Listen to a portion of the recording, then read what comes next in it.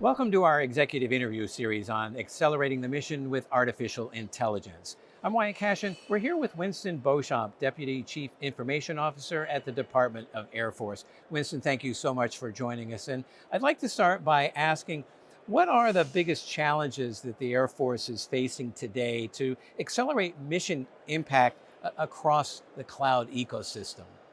Well, thanks for the question, and I appreciate the opportunity to be here today.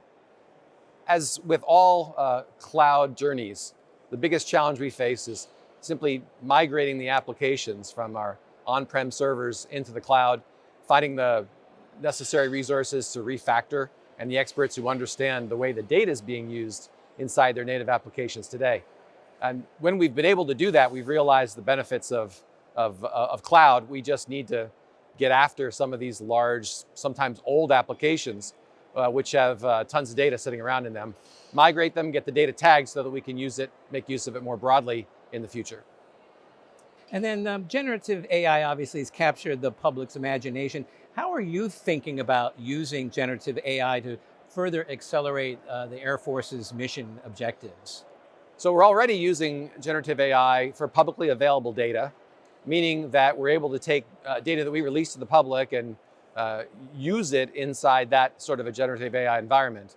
Our goal is to be able to have one or more sources of that capability that we can use for controlled, unclassified data so that we can do some things that maybe are not publicly available. Some of the use cases that folks have already brought forward are being able to upload their entire work histories and generate a performance report or a recommendation for a promotion.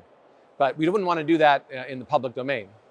But that's just one example. There's dozens of examples of back office type of workflows that can be automated either partially or fully using this capability.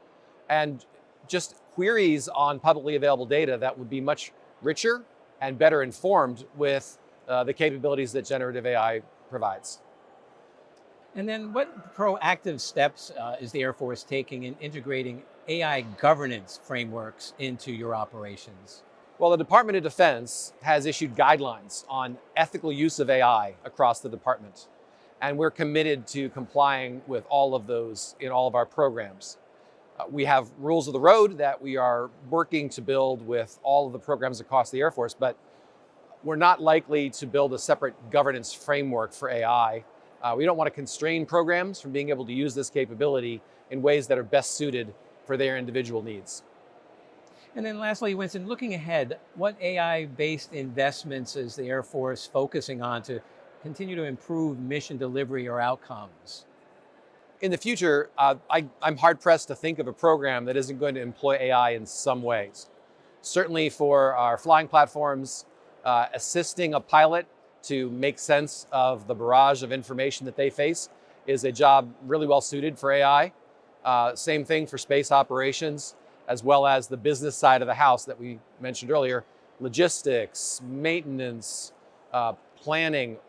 Every function has some role that can be better accomplished by use of AI as an assist to the folks who perform those missions. And so we see budget lines that are fairly robust for AI employment across multiple programs, sometimes buried within the program, sometimes not. But we want to make sure that we're providing enterprise capabilities that folks can use without a lot of expertise, while the individual programs dive in a little bit deeper. Well, Winston Beauchamp, thank you so much for joining us here and sharing your insights about the use of AI at the Air Force and how you're continuing to work with data and data analytics at your organization. Thank you. Thank you very much.